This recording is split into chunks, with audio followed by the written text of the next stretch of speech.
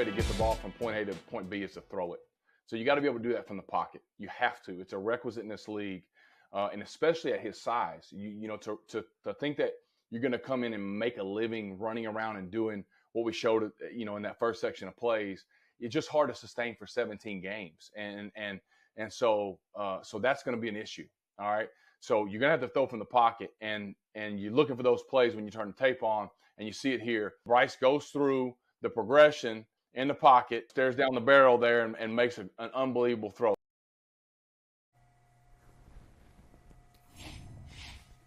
All right, that's a slight window into the thinking of now Panthers quarterbacks coach Josh McCown.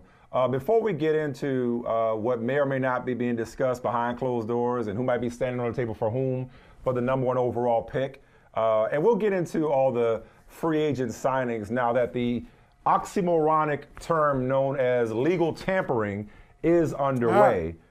First, I want to start, because this happened toward the end of last week and into the weekend. First, I want to start with a brilliant trade, and I'll ask you the question this way, Michael Holley. Do you like the trade for the Panthers more, the Bears more, or you want to cop out and say you like it for both teams? No. I don't want to cop out. I'm just kidding. I don't want to cop out. I'm just kidding. I don't want to cop out. And you know what? And you're not kidding, because to say you like it for both is a little bit of a cop out. Not really. It is. Yeah, it is. Yeah, that's the idea. That's the idea for both teams to get what they want, Oh, and this is what general managers would tell you. Listen, it's a win-win. It's compromise. It's what we wanted. It's what they Nobody wanted. ever They're gets happy, everything they want. Happy. Yeah. So there's a clear winner here for you then. And they'll do this little thing here too. They'll do that little Urban Meyer, cross their arms. Michael, in this league, if you want to do deals with people, oh, that's right, in our league, you want to do deals with people, you really can't really. In your estimation, there is a clear winner here, in your estimation? Yes. Who is it? Yes, it's a clear winner. Clear winner. Place is in the middle of the country, Chicago land. Look, great trade. Great trade for Ryan Poles. If you put him in your feed, you should have. Ryan Poles and the Chicago Bears, because look, I'll put it this way, Mike. First of all, before I even get to that, look at the numbers. Look what the Bears got. Pick 9, pick 61, 2024 first, 2025 second, and I don't know, a receiver named DJ Moore, who's a number one receiver. All right, I'll put it in the view it through the prism of our relationship. All right, two of us, between us, one of us has really been a nice car person. That's you. You've always had nicer cars. I've always. That's not saying much. That's not saying much. I mean, relatively speaking. I was gonna say, but I don't want to throw you off. Continue. But I have primarily gone the used car route. You're a point A to point B guy, maybe. Well worn. This car has been well loved before. And you know why I do that, Mike? I don't think I've ever told you this. I mean, look, it's obvious. And people who are used car people, they really hold on to this point about used cars. That a new car, as soon as you drive that thing off the lot, depreciates. It loses value. Okay? Yes. Shout out to Andre 3000. Yes. The same thing with quarterbacks. College quarterbacks are the most overhyped, overvalued assets you could have. Now, some of them could turn out to be great, but most of the time they're not. It was just a couple of years ago, just 2 years ago, we had 5 quarterbacks taken in the top 15. Yeah. And how many of those quarterbacks now could bring you back a top 15 choice? Trey Lance was taken 3rd. Could he do it? Oh, I don't know. Trevor Lawrence could. Mac Jones can't. Zach Wilson can't. All right, so Justin Fields probably can't. So Ryan Poles looks at this. These quarterback-thirsty teams look at whoever it is, C.J. Stroud, Bryce Young, Anthony Richardson. This is going to be my franchise savior. They think that now, take advantage of them. You have the number 1 pick in the draft. They will give you everything that you want now. If you ask for the same thing next year, you're not going to have it. If you ask for the same thing in the middle of next season, people would say you're crazy. I'm glad he did it. He won the trade. No matter what happens with C.J. Stroud or Bryce Young, I shouldn't say no matter what happens, but most likely, we're going to look at Ryan Poles in 3 years and say, wow, he did an amazing job. Good for the Bears. I love what they're doing here. I love their thinking. So when you've been in the wilderness, when you've been in the desert and you're parched, you damn right your quarterback thirsty. Love this trade for the Bears. Love it for the Bears. It's the DJ Moore for me, okay? Ryan Poles played and parlayed the pole position perfectly, okay? We knew he was going to trade it. He found a team desperate for a quarterback, willing to give the Bears a haul, and he got it. So Ryan Poles, you've already won the draft. Now, you ain't gonna win no games in this here league, in our league. You damn sure ain't gonna win no championships if you ain't got a quarterback. Now, the reason we knew that the Bears were always bluffing with their due diligence about quarterbacks at number one is because they have one. Carolina doesn't have one and hasn't had one since Cam Newton in his heyday. So for that reason, I love this trade for David Tepper's Carolina Panthers. First and foremost, I love the coaching staff he's assembled. That coaching staff is tailor-made to tutor a young quarterback. Secondly, you mentioned how overrated college quarterback prospects are. Last I checked, there ain't but one way to come into the NFL. Well, there's more than one way, but typically the front door is the draft, is the NFL draft. So they all got to get here the same avenue typically, right? The Kurt Warners are few and far between. Now, the Carolina Panthers, there is no such thing as overpaying for a shot at a franchise quarterback. And so now the Carolina Panthers take a surplus of picks that they got from trading. Yes, it is. Because the great ones ain't available.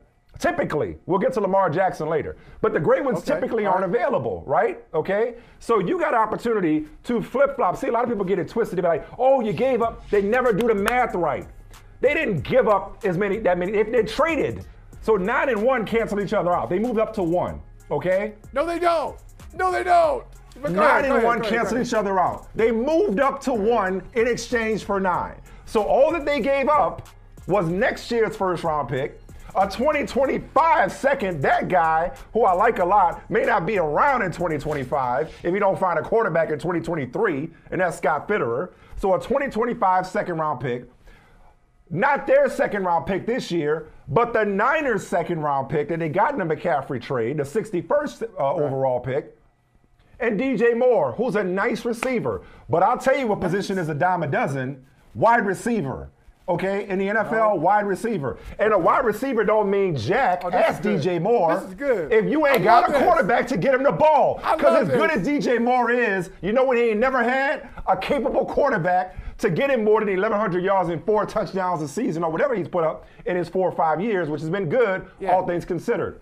Point being, if you're David Tepper, he's really good. But how good? But he can only be so good when nobody at the can't. My husband cannot throw and catch the ball. DJ Moore cannot throw and catch the ball, okay? So my point is, if you're the Carolina Panthers and you've been desperate for a quarterback, you've been in on every single quarterback conversation there is to have, save for Lamar Jackson, the last couple of years. There is no such thing as overpaying. Because if they hit on number one, now they have their choice, as opposed to waiting for the board to fall to them and hoping and praying that the third or fourth quarterback actually turn out to be the best one. Now they get to determine who they want. Carolina for the win. Amazing trade for the Panthers. Love it for the Bears. Love it even more for Carolina. You said number 1 and number 9 cancel each other out. No, they don't. Well, actually, no, they don't. You're right. Because one is better than 9. So I stand corrected. It's better to have 1 than 9. But don't tell me that they gave up 2 first-round picks. They gave up 1 first-round pick. They gave up 1, the 24th first. They swapped 9 and 1. So they didn't give up 2 first-rounders. They gave up 1. I hate that math. I hate when people say that. It irks me. Okay, I got you. But could you tell Eric DeCosta with the Ravens and Bill Belichick with the Patriots and whoever the other teams out there that have been looking for a receiver forever, could you tell those teams that a good receiver that good receivers are a dime a dozen? Because they haven't gotten the memo yet. They haven't figured that out. I know what, 5 of them went in the first round last year. And I'm not crapping on DJ Moore. I know. And Sheena Quick is coming up in a moment, and she'll tell us just how good DJ Moore is. All I'm saying is it's easier to find a wide receiver than it is to find a franchise quarterback. This just in. That's all I'm saying. So if it took DJ Moore to have your choice of franchise quarterbacks, so be it. That's what it took, to jump up 8 spots, so be it. It took DJ Moore, and it took another first-round pick, and it took a second-round pick to do that. And it took a swing at a position that, based on the history, not only based on the quarterbacks who have gone in the draft lately, but based on the history of these trades, the likelihood, if you just look at the math of it, the likelihood is that the Bears won overwhelmingly. Because I think the number 1 pick has been traded, 7 times since 1990? Is that right? I think it is. Fact check me. That seems high. I don't think it is. I don't think it's been traded 7 times. That's a lot. 7 times. I think it might be more like 3. That's a big difference. 7. I'll look it up. You go ahead. It's 7. Okay. Since 90? I was just playing. Okay. I was just playing around. I know. I don't think it's 7. I don't think you are. I don't think you are. Anyway. But go ahead. Anyway. Go ahead. Make your point. Our company's waiting. I know. Apologize to me later. In a minute, after you find out that I'm right. But my point is, in those 7 cases, each time the team traded up to number 1, they really didn't get what they were looking for. I can just tell you a few of them. I can tell you 3 of them off the top of my head. One time, Cowboys traded up for Russell Maryland with the Patriots. The Bengals traded up for Kajana Carter. The Rams traded up for Jared Goff. And so these are all big trades, and there are 4 other ones for a total of 7. I was just playing around. Don't you know it was just a device I was doing? It was a rhetorical device. Anyway, you make these trades, and your fan base gets excited, but then when you look back at what you gave up, it generally is not worth it. So those teams, that number 1 pick is good. When you get it, when you officially are the team in February and March with the number 1 pick. But by the time you get to the draft, it has already lost a lot of its value. Listen, I got enough jobs that I do here. I ain't a researcher too, but I only count like 5 since 1990. Here's the only point I'll make before we finally get to Sheena. I can tell you, but go ahead. Before we finally get to Sheena. On April 27, 2017, this is draft day, the Bills traded the 10th overall pick to the Chiefs, okay, for 2018 first round pick, the 27th overall pick, and a 2017 third round pick. I think you know who that quarterback was. Point being, if the Panthers hit on this, there is nobody that's going to be like, oh, but damn, they gave up the 24 first round pick. I really missed that 25 second. But we got, anyway, Sheena Quick, our sister from another mister, joins us now on Brother from Another. I'm obviously singing the praises of Scott Fitter and the Carolina Panthers for pulling the trigger, being aggressive, going up and get the quarterback that has long eluded them. What's the vibe in Carolina among Panthers fans, Panthers insiders like yourself, in terms of whether or not the Panthers maybe overpaid to go up to number 1, or was this the move that they absolutely had to make? Well, let's start with, it definitely was the move that they had to make. They could not sit at 9 with so many quarterback-needy teams ahead of them. But when it comes to the fans, they're kind of divided. Everyone's like, well, now we don't have a wide receiver. Who is this quarterback going to throw it to? What happens next year? And like you said, it's a lot of picks, but they really weren't in position to do anything else. They couldn't sit at 9. They would not get their guy. Now, immediately after acquiring the number 1 overall pick, the reports came out that they may be willing to trade back. I don't see them trading back any further than 2, and that would take them finessing Houston into thinking that, you know, the guy that you guys are locked in on, we're going to take him at 1, so you better jump up. And if they are able to play chess and win that matchup against Houston, they'll get the 2nd and the number 12 pick, and no one will be worried about the picks that were traded to get the 1 in the first place. But you got, 45 days? 45 days out, so we'll see. Yeah. So Mike Smith says he's putting his money on Stroud. How about you? If they keep this pick, where do you think they're looking? I'm hearing between Stroud and Richardson and Anthony Richardson, honestly. Now, if you would have told me that they're looking at Anthony Richardson under the Matt Rule regime, I'd have been like, oh my God, terrible, terrible choice. But they seem to have a lot of confidence. Seriously, that staff was. No, there's credibility. They got credibility now. You could not take on Anthony Richardson under the Matt Rule staff, but this is a totally different staff. They are equal parts youth and innovative ideas and equal parts experience. So if there is the need to, I guess, develop an Anthony Richardson, you're going to look for a vet in free agency to maybe bridge and bring him along. But you do have Josh McCown, you do have Jim Caldwell, you have Thomas Brown, you have Frank Reich. So there's people on the staff that will be able to develop him if he needs that once he gets to the level. But it just depends on whether or not the Panthers think that his value is worth a number 1 or a number 2 pick if they are able to trade back with Houston. So back to the receiver thing. I think both Michael and I like this trade for both teams. Me more for Carolina, but the DJ Moore inclusion, that to me is the real coup for the Bears, is getting DJ Moore, because in the process of taking advantage of another team's desperation for a quarterback, you also add significantly to the supporting cast for your own young quarterback, which is job one for the Chicago Bears in the form of DJ Moore. For those who maybe don't play fantasy football, for those who may not watch a lot of Panthers games, just how good is DJ Moore and how good has he been under the circumstances these past few years? DJ Moore is a playmaker. Anytime you can put up 3 back-to-back 1,000-yard seasons, the Panthers hadn't had that since Greg Olsen. But you got to think about who was throwing him the ball. I mean, Mike, y'all might as well have been out there throwing him the ball at some point in time. You know, he went through Cam Newton being injured. I'm a pretty good high school quarterback. I don't know if you heard. I was a pretty good but I digress. Listen, you might have been able to step in there and do some things. You might have been able to step in there and do some things. At the end of the day, DJ was getting his yards, whether it was Taylor Heineke or Kyle Allen, and then he had Teddy Bridgewater, then he had P.J. Walker, then he had Baker Mayfield, then he had Sam Darnold, then he had Cam again, then he had Sam Darnold. So it's been a rotating door of receivers, of quarterbacks, and he's still been able to be productive. Not into the end zone, because the Panthers have had some real red zone issues, but he's put up good numbers.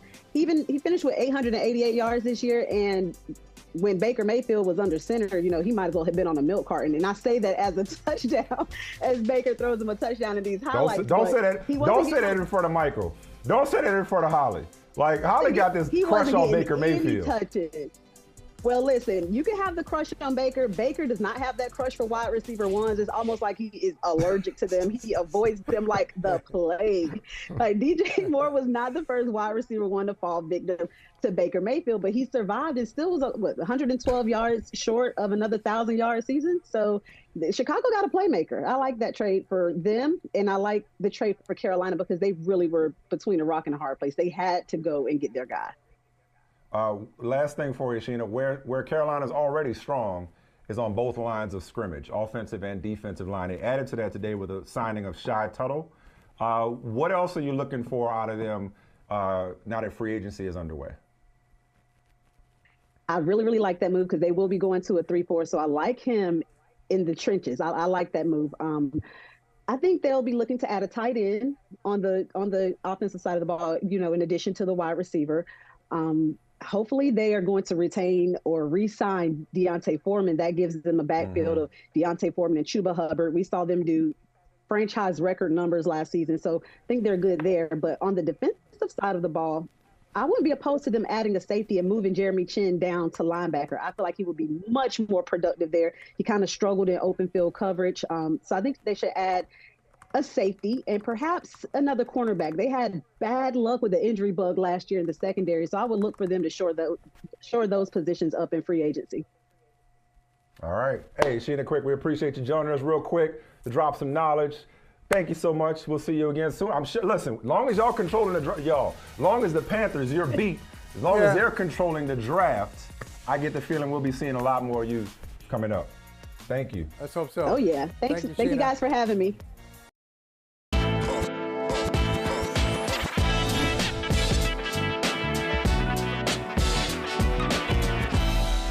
Try to achieve something that's good for both Aaron and us. Do you think that all of this will be resolved in the next few days? Of course, that March 15th New Year deadline is what everyone has in their back of their mind. Yeah, I think ideally for everybody would be to have this resolved before the start of free agency in March 15th. Does this Packers organization believe that Jordan Love could be the face of the franchise, the future, the starting QB for this team? Yeah, we have a lot of confidence in him. I think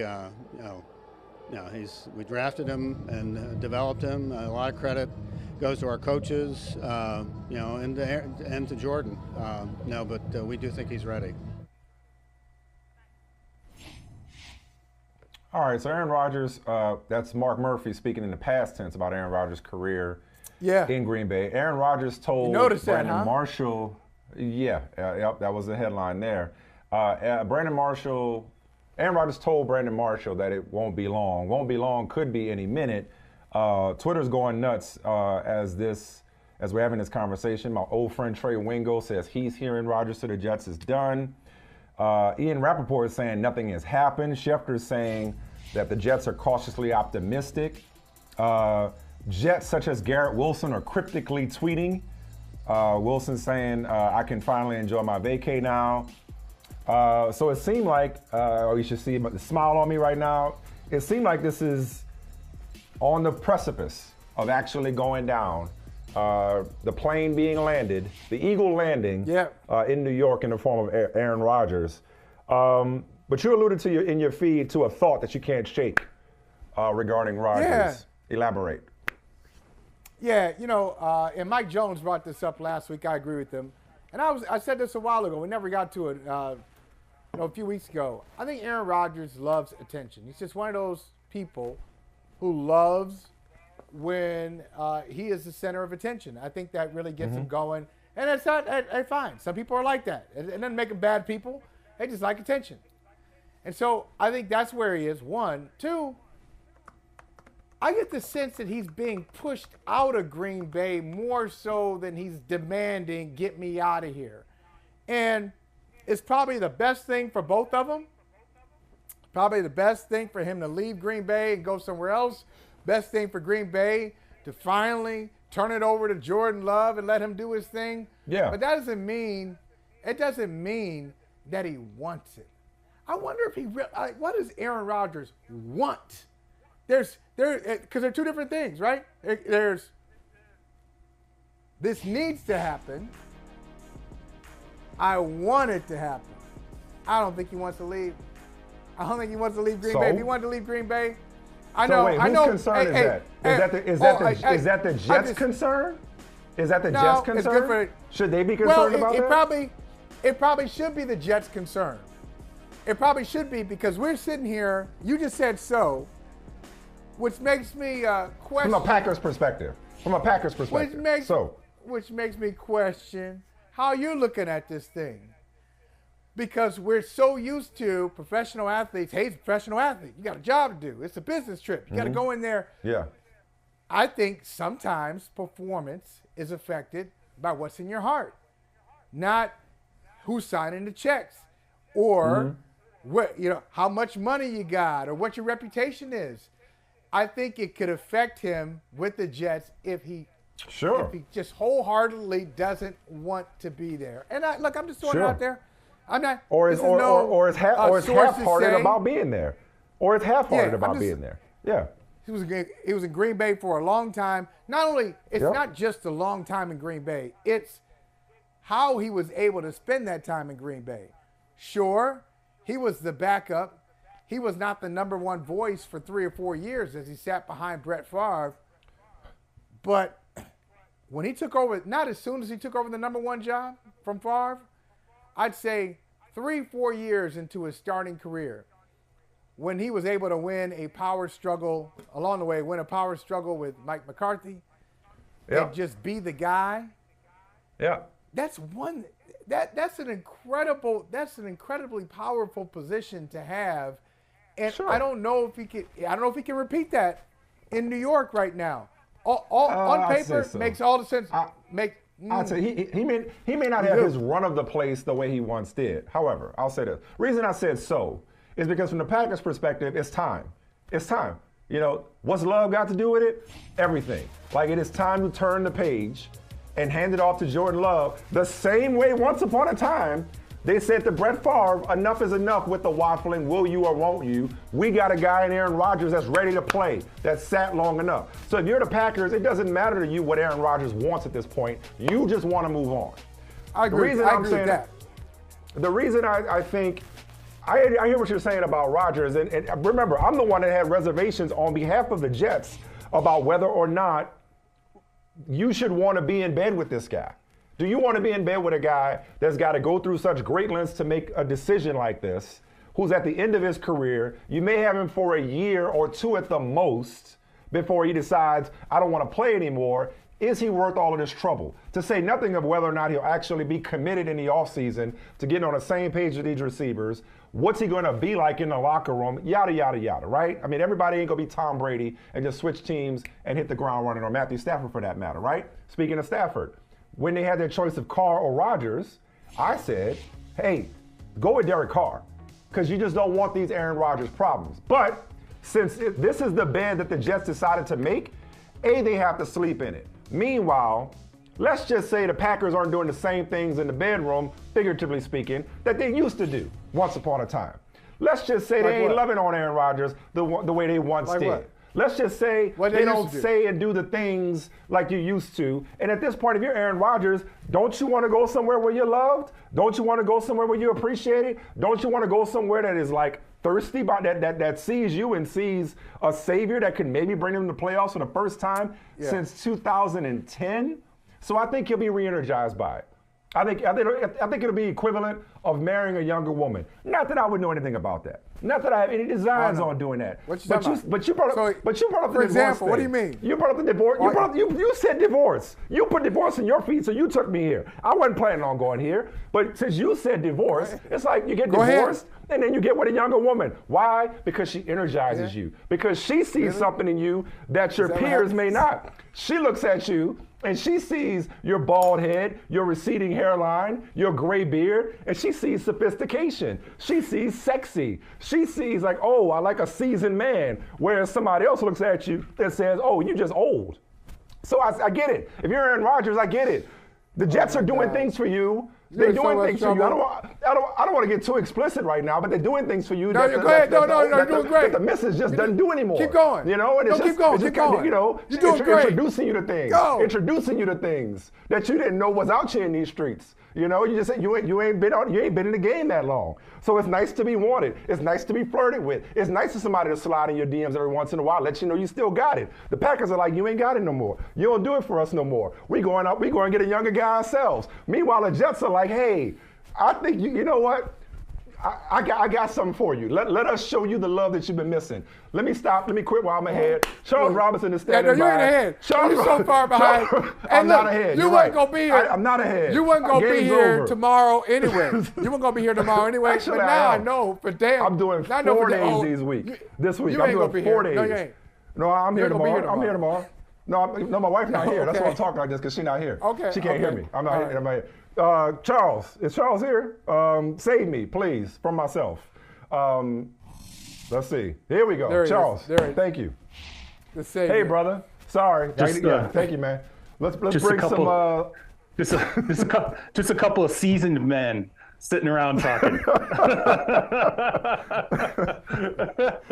Oh man, you've been all over this Rodgers thing for the last several years. How close is this to finally, mercifully being done?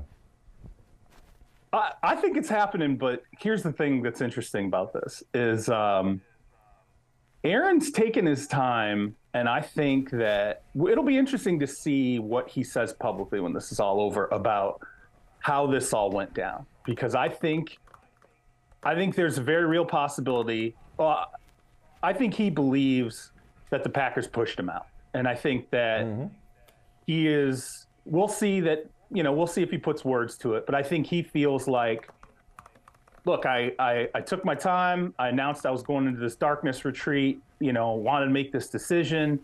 And then I feel like when that was all over with, I felt like the Packers had already moved on from me, and that I was now available, and that the Jets, had this open door to me. And I think he felt, and again, we'll see if he says this publicly, but I think when this is all said and done, have a chip on his shoulder.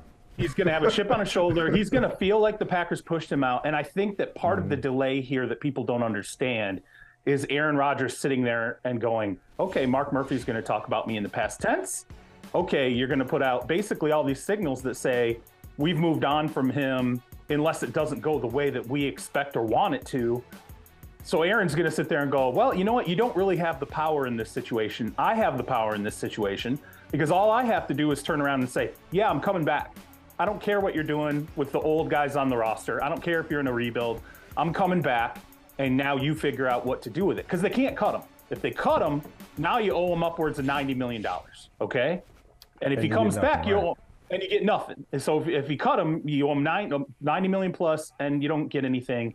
If he comes back, you owe him 60. Now, he doesn't have a no trade clause, so, that could make things kind of messy. But I really, truly believe the delay right now that everyone's curious about why hasn't this all come together has to do with the reality that Aaron Rodgers is pissed off, and he feels like the Packers ultimately shoved him out of the door while he was still in the process of deciding what he wanted to do. Should they have pushed him out? Should they have done it? I don't know, man. That's a hang on one second. Yes, they should have. No, I was just checking. Enough is enough. I was just checking a text message. No, that's fine. I was just feeling the silence. Are you laughing at me? Or are you laughing at the text? No. I was checking. If you I'm laughing at the text because I asked. Well, you have to share it. I asked someone to share it. I asked some. I didn't really even ask someone. I sort of asked someone a Rodgers question. They knew what I was getting at, and they sent me a wink emoji. Oh, okay. This is the kind of world we live in now, where it's a smiling wink emoji. Okay. Should the Packers have pushed him out? Okay, so here's the way you can look at that. Here's how the Packers felt about this. Okay, and this is I talked to someone in the organization about this a little while back, and the feeling of the Packers was we structured this deal so that we wouldn't have to go through this again in 2023. Like we would not be sitting there in March of 2023, once again going, what is Aaron doing? Like, what does he want to do? And there was a reason, like they stared at that $60 million number, and it was like, okay, he's going to retire or he's going to take that money. Like, we're not going to get into this situation where it's that big of a, question with $60 million sitting on the table. And then when they got down the stretch, they felt like things started to change. They listened to him on Pat McAfee's show. They listened to things that he's saying to the media, and they're going, it looks like we might be going back into this again, unbelievably. And I think that really frustrated people in the organization. They were just like, really, he's really going to do this to us again, where we have to sit here and question how this is all going to work. And from my understanding too, once the season ended and Aaron went into his mode of trying to decide what he was going to do, the communication wasn't great. That they felt like he was not communicating with him at times. And, that once again frustrated them. So, I think you get to a point with the Packers and your Mark Murphy and your Brian Gutekunst, but it's mostly been Mark Murphy who's been in the front on this, where you're just like, okay, like we're kind of done with this. The Jets are interested. He seems to not want to be part of a rebuild. He said that. So we're going to go ahead and give him a little push. I think that's what Mark Murphy did, by the way. When he started talking about him in the past tense, okay? Yeah. And they had already allowed him to talk to the Jets, or allowed the Jets to talk to Aaron Rodgers. Mark Murphy was like, let me give it a little bit of a push. And it was like at a state championship high school basketball game of all things. But he knew what he was doing. I think he knew he was giving a little bit of a push to the situation. So we are well into free agency. Patrick Mahomes predicted it. This is going to be a wild week, and it's already off to a wild start. A lot of people think that offensive linemen and defensive linemen don't get the credit they deserve. Well, they got a lot of cash today. Lots of it. That seems to be the theme so far in free agency. You got Powers and McGlinchey in Denver, Jawan Taylor in Kansas City, Andrew Wiley moving on to Washington, along with Gates, Chris Lindstrom and David Onyemata in Atlanta, Shy Tuttle in Carolina, Javon Hargrave leaving the Eagles to go to the 49ers as they continue to invest in their defensive line. What jumps out to you? Maybe it's the money to all the linemen on both sides of the ball. What jumps out to you so far about free agency, or what are you expecting to happen as we continue in this legal tampering period and into official free agency come Wednesday?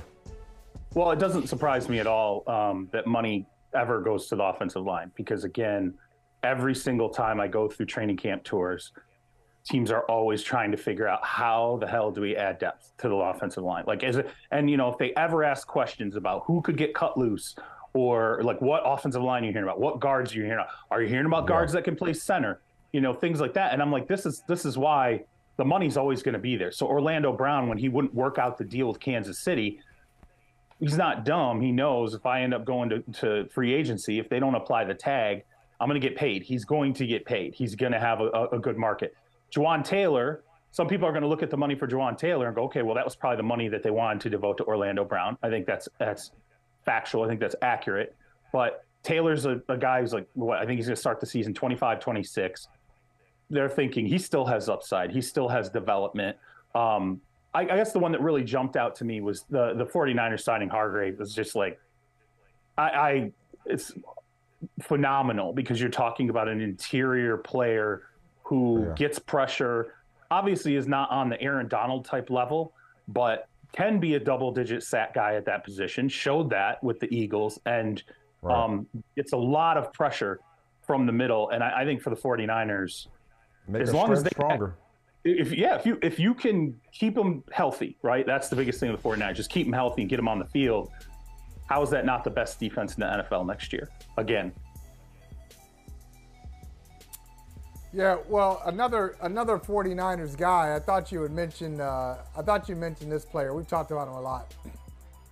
Jimmy Garoppolo is going across the bay. I knew you'd bring this one up. I knew this. I knew we were going to go here.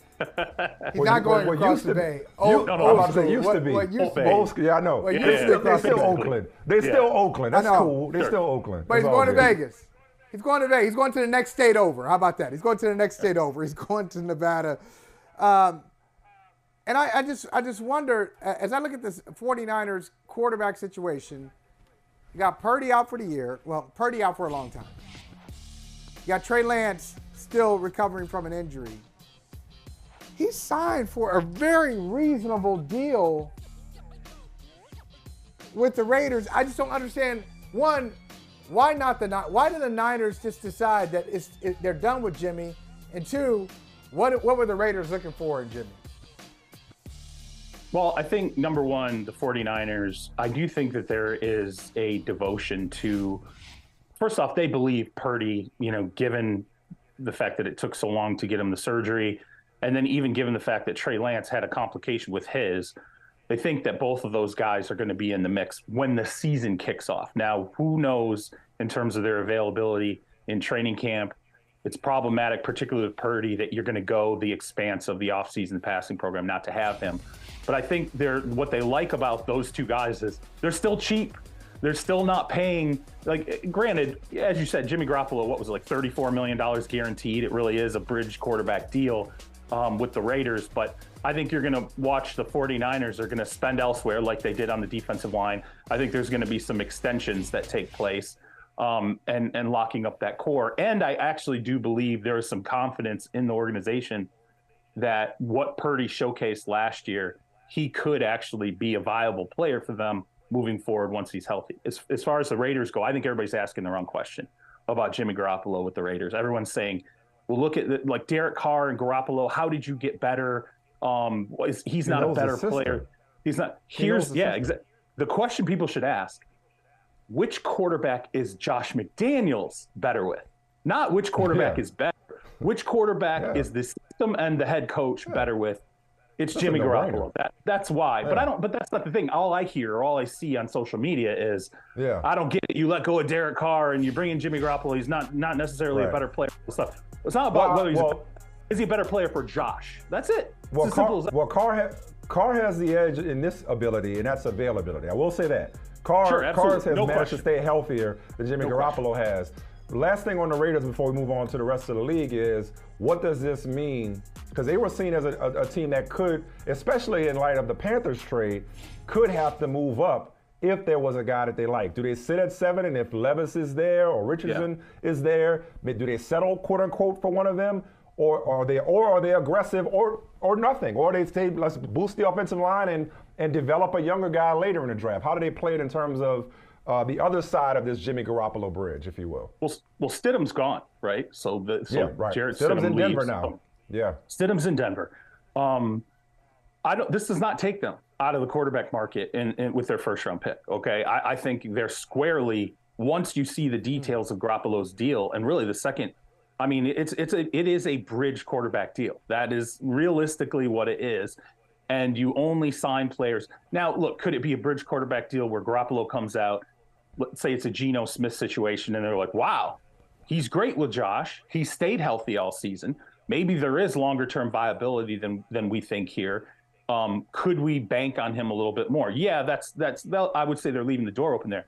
But I think now they've left the door open in the draft to seeing how the quarterback shuffle ultimately goes at the top of the draft. And I think if, whether it's Richardson, whether it's Levis, I think if one of those top 4 guys is sitting there, they're going to take a long look at it. But I also don't think they're settled yet completely on the quarterback evaluations in the draft. You'll see the end of the month is going to be this bonanza, basically March 25th to the 30th, where all these quarterbacks are March 24th to 30th, whatever it is. All these quarterbacks are going to throw out their pro days. You're going to start to see all the visits happen. So I think they're still going to do a lot of work quarterback-wise, but they're definitely not out with that first-round pick. Everybody lined up to say they were out for Lamar Jackson. Can't talk to him until Wednesday. Can't talk to him. Yeah. Because franchise players. Exactly. I think you know what I'm getting at, but I'll just ask the questions everybody else knows.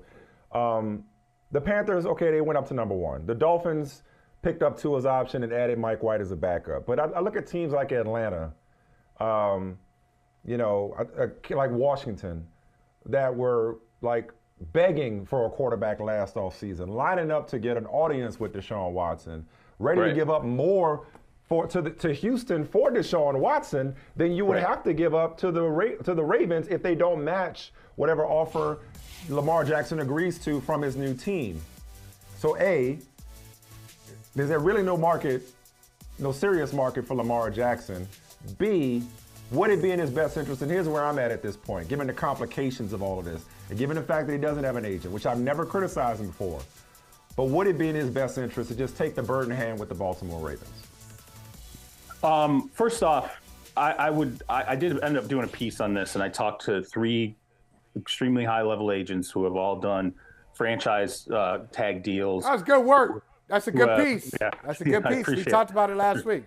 Really well done. And so, I mean, look, one of the first things that when I got a guy on the phone, the first thing he says, like, everybody's liars. Like, they're all liars. Like, don't listen to this whole, it's collusion because people are out. And he reminded me, too, of the whole Deshaun Watson thing. And I was like, oh, yeah, that's right.